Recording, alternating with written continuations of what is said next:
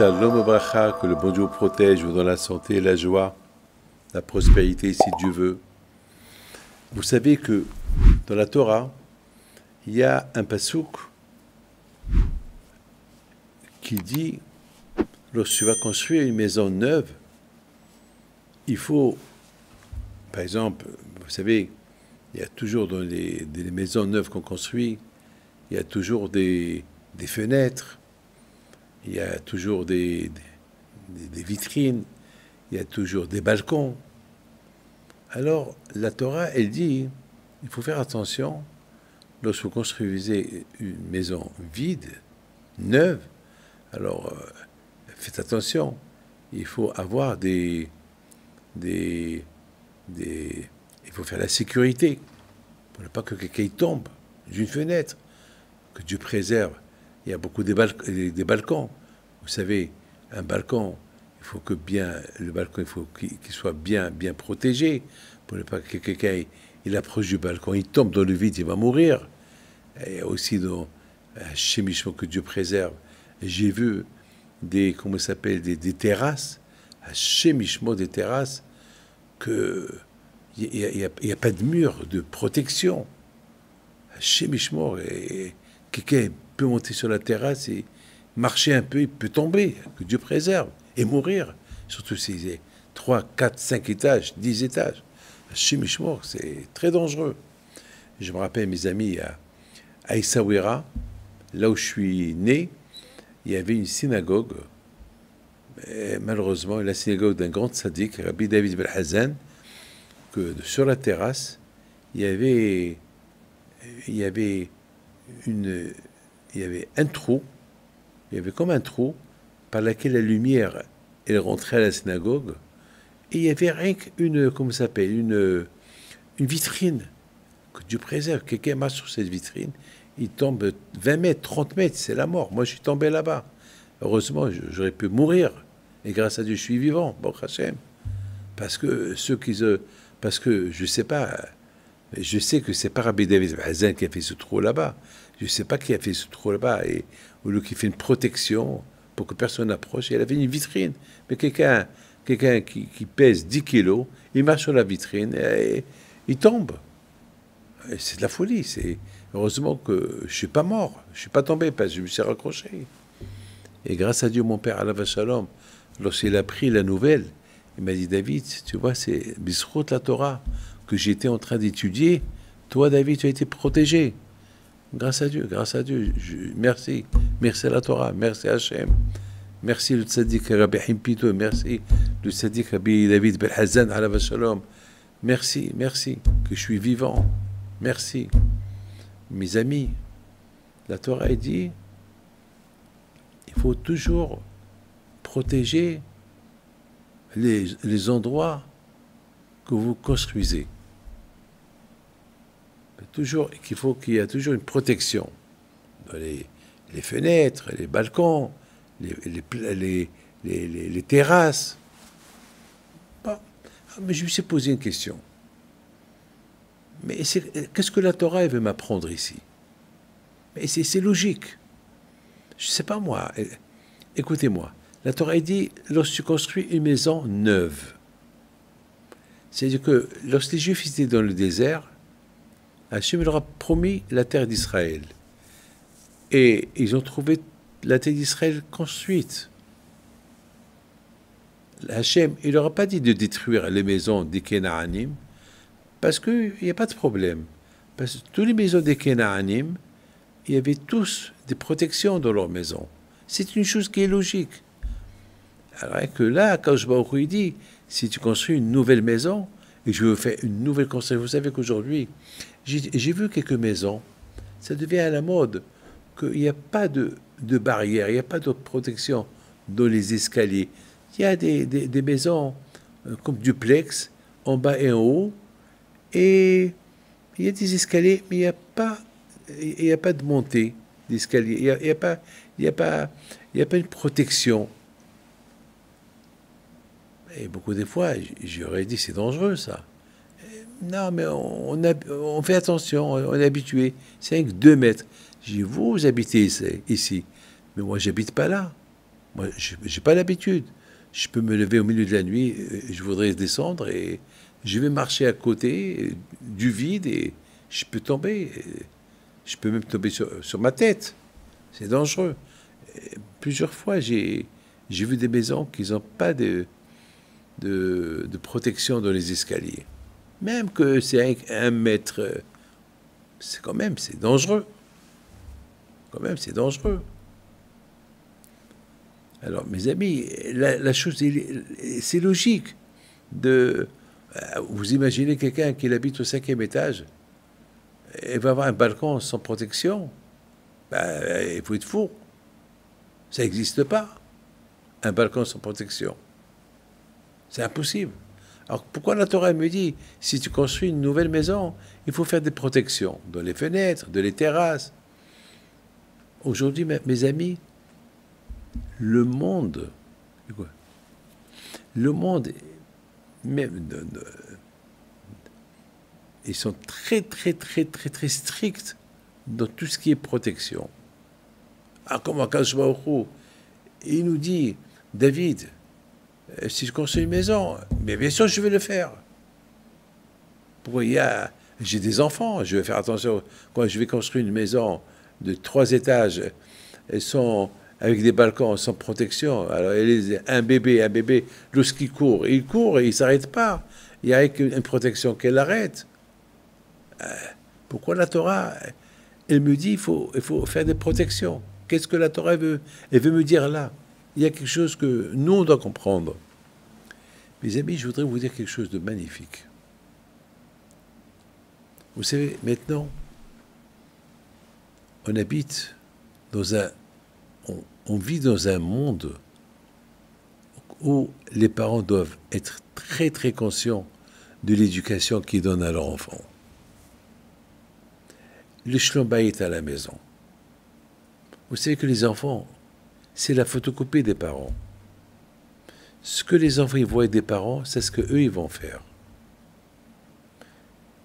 Si les parents sont hypocrites, les enfants ils vont être hypocrites. Si les parents ils font du semblant qu'ils sont religieux, les enfants aussi ils vont faire du semblant qu'ils sont religieux. Il faut faire des protections. Lorsqu'un homme il se marie, c'est ça, qui t'ibné bayit hadash. La Torah étudie, lorsque tu construis, lorsque toi tu te construis, tu te maries avec une femme, on appelle la femme la maison. Parce que la femme c'est une maison. La femme c'est elle qui décide dans la maison quel salon, quelle salle à manger. C'est elle, parce que c'est elle qui habite le plus à la maison. Et même si elle travaille, elle n'est pas trop présente, la femme, c'est la femme de maison. Il faut être réaliste. Il ne faut pas que les hommes se mêlent de la femme. C'est comme ça. Bien sûr, il faut que la femme fait honneur à son mari. Il faut que la femme, elle comprend. Mais c'est la femme, la ba'alat habayit, comme ça on l'appelle. Avraham Abinu, tout son bien était entre les mains de sa femme. C'était sa femme qui gérait tout. Alors, c'est important que la Torah, elle dit, lorsque tu te maries et tu as une nouvelle femme, alors tu as une nouvelle maison, il faut construire des protections dans la maison. Il y a des limites pour garder le shlom bayit, pour ne pas tomber. Le pasuk qui dit, les bails ipol hanofel, les bails ipol hanofel, pour ne pas qu'il tombe celui qui va tomber. Pourquoi la Torah dit, pour ne pas qu'il tombe celui qui va tomber? S'il tombe, il est tombé, c'est quoi? Pour ne pas qu'il tombe celui qui va tomber. Parce que mes amis, si on ne se construit pas bien, on commence à tomber un peu. Et après, on va tomber complètement. Si les parents y tombent, les enfants ils vont tomber. Et comment on commence à tomber? On commence une petite chute. Après, encore une petite chute. Et encore une chute, encore une chute. Carrément, et on sort du derrière. Et on sort de la religion. Et c'est pour ça que la Torah est avertie. La Torah, elle parle de deux façons de construire la maison. Tout d'abord, la première chose, que la Torah elle veut te donner une récompense. C'est vrai, c'est logique. Lorsque tu construis une maison, il faut construire ta maison avec des protections. Où elle est là? Il n'y a pas quelque chose de nouveau là. Mais la Torah veut te dire, oui, en faisant ça, tu fais une mitzvah. Hachem, il veut qu'on ait des mitzvot. Hachem, il veut qu'on ait des récompenses. Hachem, il veut que toute notre vie à nous, elle soit remplie de mitzvot. Par exemple, la Torah, elle te dit, ne vole pas. C'est logique. Ne tue pas. C'est logique. Il ne faut pas envier quelqu'un. C'est logique. Il y a beaucoup des logiques dans la vie. Alors pourquoi la Torah, elle les dit? Ben justement parce que la Torah, elle veut que tu les fais bien. Et lorsque tu les fais bien, tu as une récompense. Le Tzara pour voler, tous sont là. Mais le fait que tu ne voles pas, je sais que je ne veux pas voler, mais je l'ai Tzara pour voler. Alors le fait que je ne vole pas, alors j'ai fait une mitzvah. La Torah veut me donner une récompense. Hachem, il veut rien que nous donner des récompenses. C'est comme, mes amis, on dit tout le temps merci, merci, merci à quelqu'un. On peut dire merci pour une seule fois. Non, merci pour ce que tu as fait. Et merci. Et chaque fois, on remercie. Merci, vraiment, j'apprécie. Alors, Akadosh Baruch Hu, il veut nous donner des récompenses. Alors, il a trouvé une solution pour nous donner une grande récompense. Laquelle? Tu construis une maison, de toute façon, tu vas construire. De toute façon, tu as l'argent, tu as tout. Alors, tu vas faire une sécurité dans les passages qui sont un peu dangereux. Les escaliers, les balcons, la terrasse. Mais c'est normal. Mais c'est pas grave. Le fait que tu l'aies fait, je te donne une récompense. Mais il y a quelque chose d'autre à apprendre. On peut expliquer ce verset lorsque tu construis une maison, toi et ta femme. Ça veut dire que ta femme, elle s'appelle la maison. Et tu te maries. Ça veut dire que tu t'es marié, alors tu t'es construit. Un homme qui n'est pas marié, il n'est pas construit. Un homme, il devient une maison lorsqu'il se marie avec une femme, quelle est la maison. Ça veut dire que la maison, que l'homme, il est à l'intérieur de la maison. Et ce qui est à l'intérieur de la maison, et ce qui est la maison, ben c'est sa femme.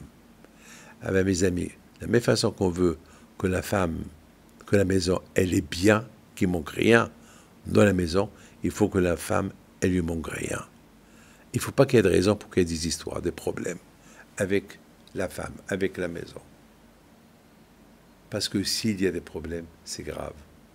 C'est pas bien pour les enfants, c'est pas bien pour l'éducation, et c'est pas bien pour l'avenir de la famille. Et c'est ça ce que la Torah est venue nous apprendre. Et pour cela, mes amis, il faut beaucoup, beaucoup, beaucoup, beaucoup de patience. Il faut la guerre contre le Sahara, surtout le vendredi. Le vendredi, on est stressé. C'est le vendredi, tu rentres à la maison, tu vois ta femme qui est en train de faire l'éponge, et toi tu rentres à la maison avec tes pieds sales, et tu marches sur l'eau. Ça va l'énerver, la pauvre. Déjà, tu n'es pas là. Elle prépare à manger. Elle fait toute seule, et toi tu viens, et tu commences, et tu l'aides pas, et tu viens en retard. Ne fais pas ça. Allez, soit tu es arrivé pendant qu'elle fait l'éponge, reste à côté de la porte, comme ça je fais toujours moi. Tu veux que je t'aide, ma femme? Tu veux que je t'aide? Non, attends jusqu'à que ça sèche. J'attends. Patience. C'est comme ça, tu te construis. Et c'est comme ça, tu maîtrises ton Sahara, qui vient t'embêter la veille du Shabbat. Et tes enfants, ils apprennent de toi. Mes amis, moi, chaque vendredi, j'aide ma femme.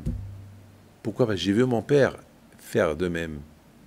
Et j'ai vu Rabbi Haim Pinto, mon grand-père, qu'il achetait lui-même. Vous imaginez ce qu'est Rabbi Haim Pinto?